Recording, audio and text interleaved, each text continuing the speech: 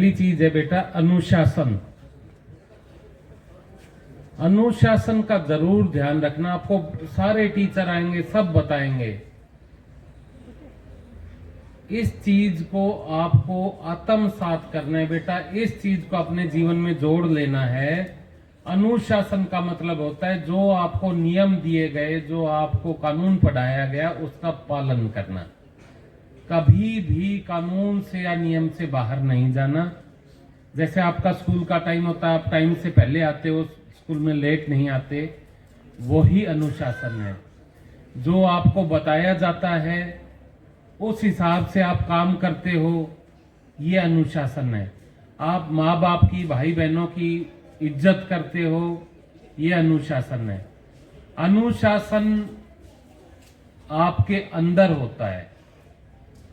और ये क्यों जरूरी है, मैं आपको एक आधी छोटी सी कहानी से भी बता देता हूं। आप में से किसी ने ध्रुव तारे की कहानी सुनी है? किसी ने सुनी है तो हाथ ऊपर उठाओ। हाँ, एक दो बच्चों ने सुनी है, शाबाश बेटा। डाउन कर लो, डाउन। एक पुराने समय की बात है। एक बहुत बड़े राजा थे और उनके एक बेटा था ध्रुव नाम का। वो ध्रुव के एक सौतेली माँ भी थी, यानी राजा की रानी थी एक, जो कि उससे बड़ी ईर्ष्या रखती थी उस बच्चे से। और इतनी ईर्ष्या रखती थी कि वो उस बच्चे को अपने पिता की गोद में भी नहीं बैठने देती थी। एक दिन वो अपने पिता की गोद में बैठने लगा तो उसको उसकी गोद से उतार भी दिया, राजा की गोद से। इतना बच्चे के साथ भेदभाव करती थी। तो ध्रुव ने सोचा कि मैं इस बारे में भगवान से ही बात करूंगा, भगवान से ही मैं इस बारे में शिकायत करूंगा। और ध्रुव अपने मन में एक कड़ा निश्चय करके और अकेला ही जंगल की ओर तपस्या करने चल पड़ा। छोटा सा बच्चा था। वहां जंगल में वो चला गया और जाकर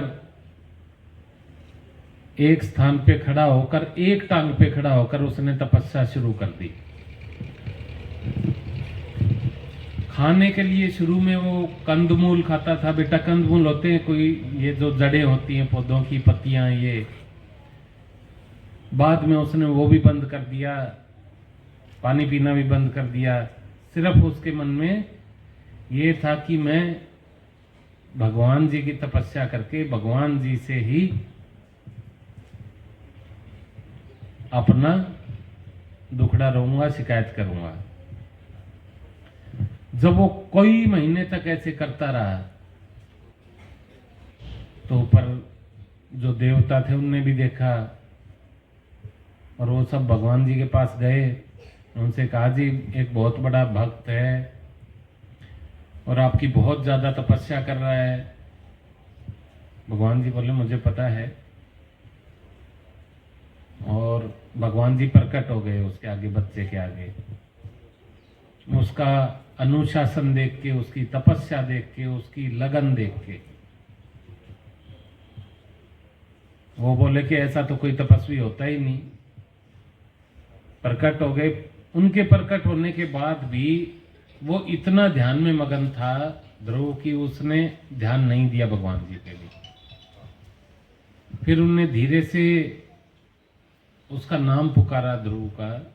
तब उनको पता चला ध्रुव को कि ये तो भगवान जी हैं, खुद आए हैं।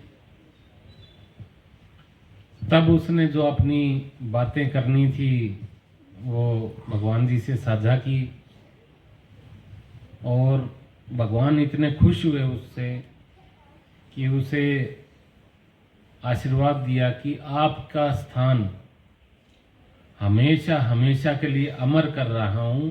आप इस जीवन के बाद आसमान में एक तारा बन के हमेशा चमकोगे। इसके बाद उनने ध्रुव को घर भिजवा दिया। वो अपने वापस चला गया। उसके घर में सब चीजें ठीक हो गई और बाद में ध्रुव खुद एक बहुत बुद्धिमान और अच्छा राजा रहा अपने समय में, और अपने जीवन के बाद वो आज भी ध्रुव तारे के रूप में जाना जाता है। किसी ने देखा है ध्रुव तारा? वाह शाबाश। उसको क्या बोलते हैं बेटा इंग्लिश में? Pole star. तो आज अगर बेटा आसमान साफ हो तो देखना, ये कहानी उसके लिए है कि एक छोटा बच्चा भी मेहनत से, लगन से और इतना नाम कमा सकता है, तो आप क्यों नहीं?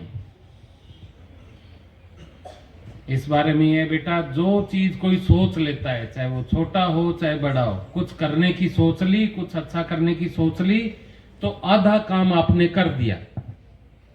आपकी आधी जीत तो वहीं हो गई जब आपने सोच लिया कि मैं ये करूंगा। बाकी आधा काम होता है मेहनत।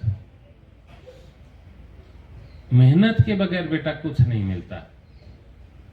आपको आपके सपने होंगे बहुत से, आप में से कोई फौज में जाना चाहता होगा, कोई इंजीनियर बनना चाहता होगा, कोई डॉक्टर बनना चाहता होगा, कोई शिक्षक बनना चाहता होगा, कोई बिजनेसमैन, कोई खिलाड़ी। लेकिन सभी काम के लिए बेटा आपको मेहनत करने की जरूरत है। अपना एक सपना बना के रखो और वो सपने पे काम करो। यदि आप सपना देख लेते हो तो आपकी विजय अवश्य होगी। घड़ी तो आप सबने देखी होगी बेटा, दीवार घड़ी, वो हमेशा चलती रहती है। उसकी सुइयां चलती हैं तो कुछ लोग कहते हैं कि टाइम निकल गया है, लेकिन जो मेहनती आदमी है वो ये कहता है कि घड़ी की सुई लगातार चल रही है, वो कभी रुक नहीं रही। इसी तरह मैं काम करूंगा और सफल बनूंगा, लगातार काम करूंगा। यदि आप बेटा लगातार मेहनत करोगे, अच्छा खेलोगे, अच्छा पढ़ोगे, अच्छा खाओगे, तो बेटा आप सफल भी बनोगे।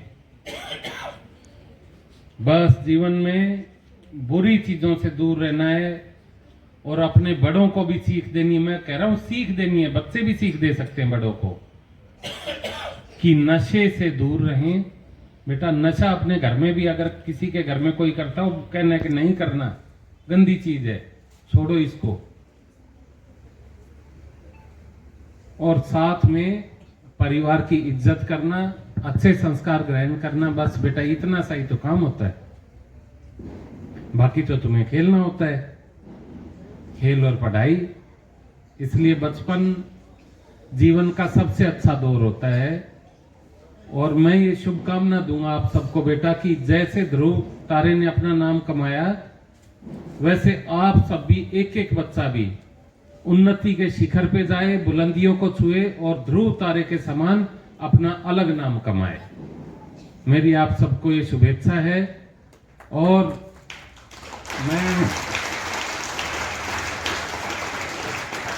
ये भी कहना चाहूंगा बेटा, पुलिस वाला हूं, पुलिस की वर्दी पहनी है, तो आप छोटे बच्चे हो तो आपको भी थोड़ी सी पुलिस के बारे में बता देता